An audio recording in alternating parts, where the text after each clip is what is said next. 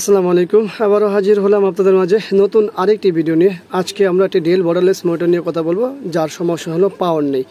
তো এটা পাওয়ার নেই কেন, সেই বিষয়গুলো বিস্তারিত দেখব। যারা আমরা এই ধরনের মনিটর পাই, তারা যে রিপেয়ার করার চেষ্টা করি সেটা নিয়ে আজকে কথা বলা, কারণ হচ্ছে এটা সবারই প্রয়োজন জানার।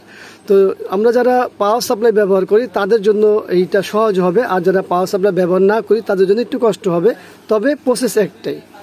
তো টাচ বারে যদি আমরা টাচ করি কোনো কিছু হয়, কোনো কিছু হয় না। তো টাচ বারেও কোনো কিছু হয় না, কিন্তু আমাদের পাওয়ার সাপ্লাই দিকে তাকালে আমরা বেশ কিছু জিনিস দেখতে পারবো যে এটা অলরেডি অটোমেটিকলি আমাদের যে টাচ বারে যে সিগন্যাল আছে সেটা কিন্তু পরিবর্তন হচ্ছে। আর আমাদের আছে এখানে 12.2 বা 12 ভোল্টই আছে।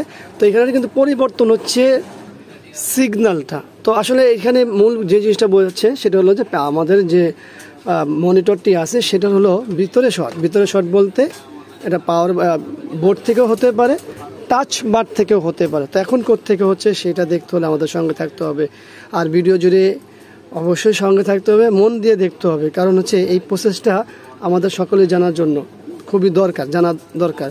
যারা পাওয়ার সাপ্লাই ব্যবহার করেন না তাদের জন্য একই বিষয়, কিন্তু পাওয়ার সাপ্লাই যারা ব্যবহার করি তাদেরটা একটু সহজ হবে, যেহেতু আমাদের সিগন্যালটা দেখালাম।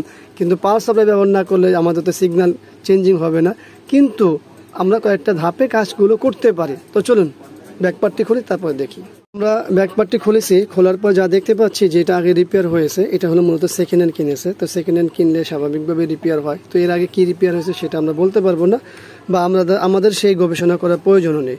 তো আমরা যে বিষয়টা আজকে তুলে ধরার চেষ্টা করবো, আশা করবো আপনারা সকলেই মনোযোগ দিয়ে এখন পর্যন্ত দেখেছেন, সামনের পার্টটিও দেখবেন। তো আমরা এখানে দেখতে পাচ্ছি কস্টিপগুলো খুলে ফেলছে। নর্মালি আমরা এই ধরেন এটা একেবারে ইনটেক হিসেব করে আপনারা কাজ করবেন। সেটা হলো যে এখানে কস্টিপ থাকবে, এখানে কস্টিপ থাকবে, সে টেপগুলো উঠাবেন না।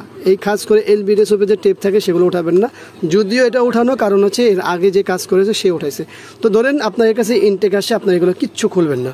তো আমাদের এখানে দুইটা সাবজেক্ট, একটা হলো ভিডিও বোর্ড, আরটা হচ্ছে প্যানেল, আরটা হচ্ছে তিনটা আর কি টাচ বার। তো আমাদের কিন্তু পাওয়ার দুইটা কারণে মূলত আসে না, সেটা হলো ভিডিও বোর্ডের কারণে, আর হলো টাচ থেকে। তো এখন টাচ বারও শর্ট হয়, ভিডিও বোর্ডও শর্ট হয়, আবার অনেক সময় প্যানেলও শর্ট হয়। তো এই মুহূর্তে এটা কি সমস্যা সেটা তো দেখতে হবে। তো আমরা সর্বপ্রথম যে কাজ করবো সেটা সর্বপ্রথমই করবো, আমরা টাচ বারটা যেটা আছে টাচ বারের এই মেনুটা খুলে ফেলবো। টাচ বারের মেনুটা খুললেই দেখবেন যে আমাদের অনেক কিছু রেজাল্ট আসবে। কারণ হচ্ছে টাচ বার যদি শর্ট না হয় তাহলে কার্ডের সমস্যা, এরপর যদি কার্ডের সমস্যা না হয় তাহলে প্যানেলের সমস্যা। কিন্তু প্যানেল শর্ট সমস্যা হলে তো এরকম হয় না, অন্যরকম দেখায়। তো চলুন, এটা হলো পাওয়ার সাপ্লাই যারা আছে এবং যারা পাওয়ার সাপ্লাই ব্যবহার করেন না, উভয়ের জন্য একই প্রসেস, কিন্তু সিগন্যাল ব্যবস্থাটা আলাদা। তো আমরা পাওয়ারটি দিই, বিসমিল্লাহ।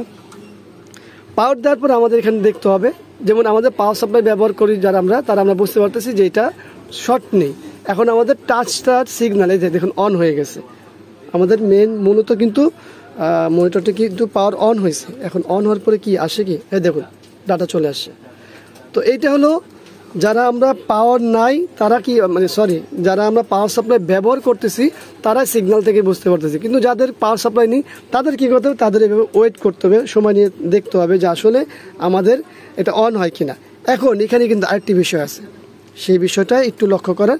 সেটা হলো অনেক সময় এই টাচ শর্ট হলে আমাদের কিন্তু অটোমেটিকলি সুইচ অফ হয়ে যায়, কার্ড থেকে সুইচ অফ হয়ে যায়। এখন যেমন আমাদের অটোমেটিক অন হয়েছে, এটা হলো সুইচ অফ করে নেয়, যার কারণে এটা অন হয়েছে। কিন্তু অনেক সময় টাচ শর্ট হয়ে গেলে অটোমেটিকই কিন্তু আমাদের কার্ড সুইচ অফ হয়ে যায়। তখন কি করবেন? তখন ভাইয়া সবার ক্ষেত্রে একটা, সেটা আমার ক্ষেত্রে যারা পাওয়ার সাপ্লাই ব্যবহার করি আমরা, অথবা পাওয়ার সাপ্লাই ব্যবহার করি না, উভয়ের জন্য আমাদের একটা ভালো টাচ বার লাগবে। টাচ বার ছাড়া আমরা কোনোভাবেই বুঝবো না। হ্যাঁ, যারা পাওয়ার সাপ্লাই ব্যবহার করি তারা একটা সিগন্যাল পাবো কি, যে শর্টটি ছুটে যাবে, আর শর্ট ছুটে গেলে আমরা বুঝবো যে এটা কার্ডের সমস্যা না, এটা টাচের সমস্যা। কিন্তু অন না হলে আমাদের অবশ্যই টাচ বার লাগবে। এই হলো মূল বিষয়। তো আশা করবো আপনাদের কাছে ভিডিওটি ভালো লাগবে। ভিডিওটি ভালো লাগলে লাইক, কমেন্ট, শেয়ার অবশ্যই আমাদের এই চ্যানেলটি সাবস্ক্রাইব করবেন, পাশে থাকা বেল বাটনটি চাপ দিয়ে রাখবেন। আবারও দেখা হবে অন্য কোনো বিষয় নিয়ে। আজকের মধ্যে এখানে বিদায়, এখনই শেষ নয়, এটা কিন্তু আরও কাজ করতে হবে, কি টাচ বারের কাজ করতে হবে। তো টাচ বার কীভাবে কাজ করবো অন্য কোনো ভিডিওতে তুলে ধরবো। ধন্যবাদ সবাইকে, আল্লাহ হাফেজ, আসসালামু আলাইকুম ওয়া রাহমাতুল্লাহি ওয়া বারাকাতুহু।